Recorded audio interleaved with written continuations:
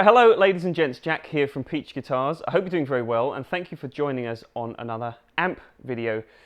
You may have seen recently that we've incorporated the Friedman Small Box into the studio setup, and as I was doing that I was very conscious of the fact that this is an amp that I've really enjoyed in the past and has kind of floated off the radar a little bit in recent years. Friedman have had a really successful few years. They've incorporated lots of artist signature amps into their lineup. They've also really pushed the boat out in terms of features with their deluxe series of amps recently. We've had the BE50 and the BE100, and then most recently of all, I think, was the twin sister, which was the two-channel version of the Dirty Shirley amp.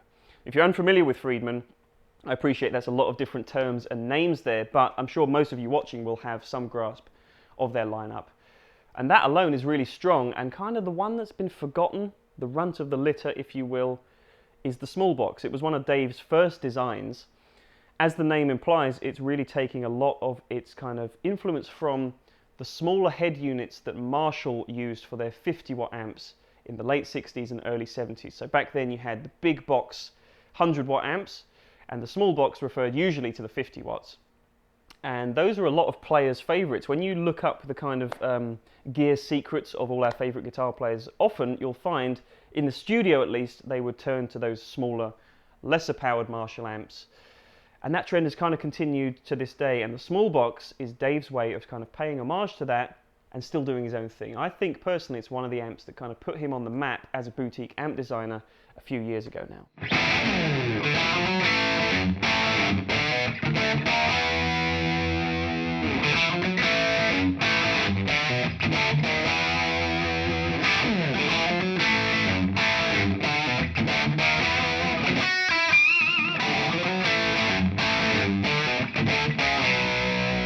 So if you don't really know what this is kind of the essence of Friedman. In my opinion, this is boiling it down to the basics and giving you no more than you really need, but still giving you everything you could ask for out of a Marshall style amp. So, as I said, the name kind of tells you everything you need to know. It's very much a vintage style amp.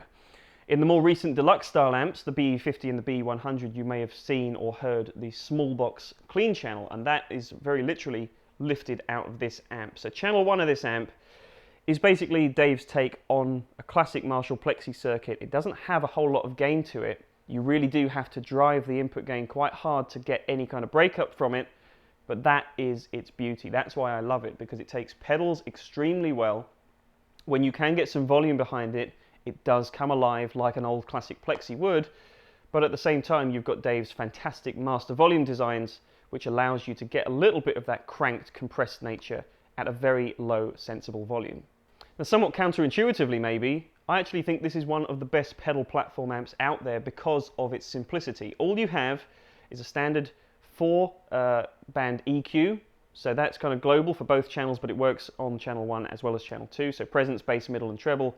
You've then got a 3-position bright switch, which you can kind of use to tailor the balance of EQ between the clean, or channel 1, and the dirty, channel 2. But that alone gives you so much flexibility for pedals, and I owned one of these for a couple of years and used it in that fashion, really, just clean with pedals, and it really just takes them so well. You can use that bright switch to really just tailor your pedal board, your pedal settings to whatever you want out of the amp.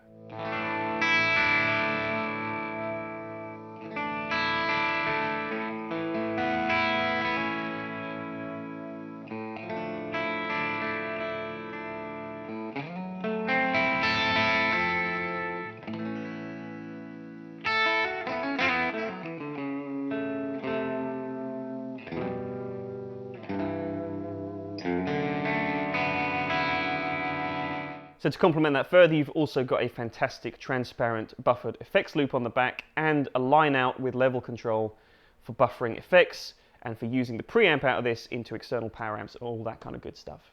So channel 1 to me is kind of the heart of the amp and it's what I love the most, but there is a fantastic channel 2 on board as well, and it's very much derivative of the BE circuit. So if you know the BE amps, like I said, the more recent deluxe models, or indeed the old flagship, the BE100 Friedman amp, this has basically the same dirty channel as that on channel 2. So you've got a lot more gain, it's a lot thicker sounding as well.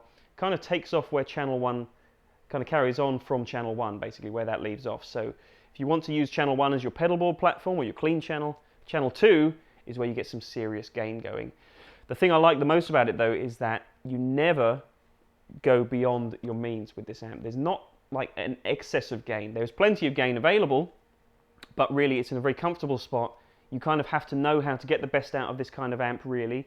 You don't have gobs of gain to hide behind, and because of that, it's a really, really nice sounding amp. It doesn't have too much compression, it doesn't have too much of anything. It's not too hissy, it's not too fizzy, any of that stuff. It's just the perfect balance, at least if you're kind of a classic rock enthusiast like myself. I think this amp really ticks all the boxes that you would want from a classic Marshall tone for those kind of styles.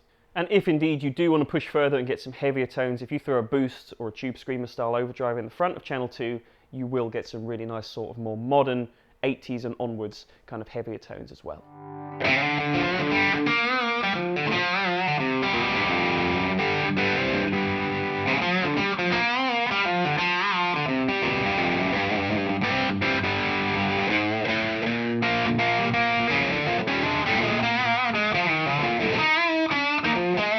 So that's about it for the feature set really. Like I said, the front panel gives you a 4-band EQ of presence, bass, middle and treble.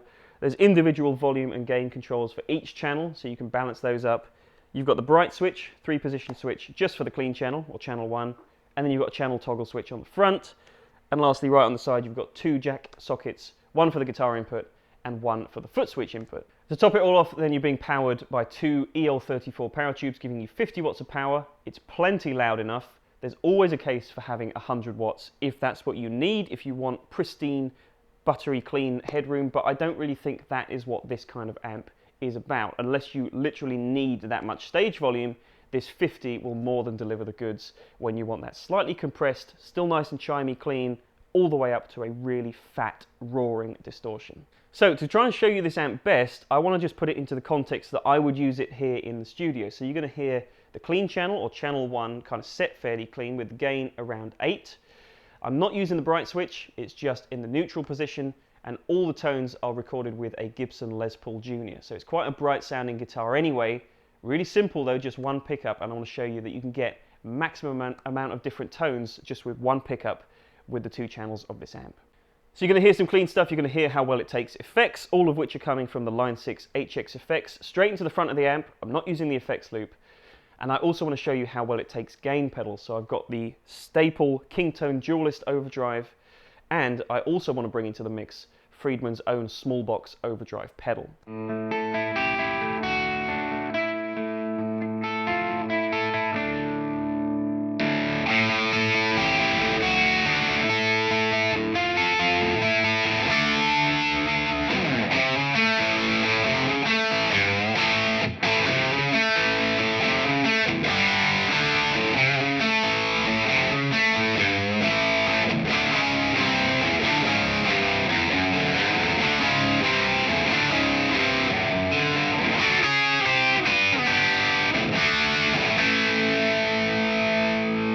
So that's about it really, folks. I hope that you enjoy the clips that you hear of this amp. If, like me, you feel this is kind of the unsung hero of the range, I'd like to know your thoughts down in the comments section below.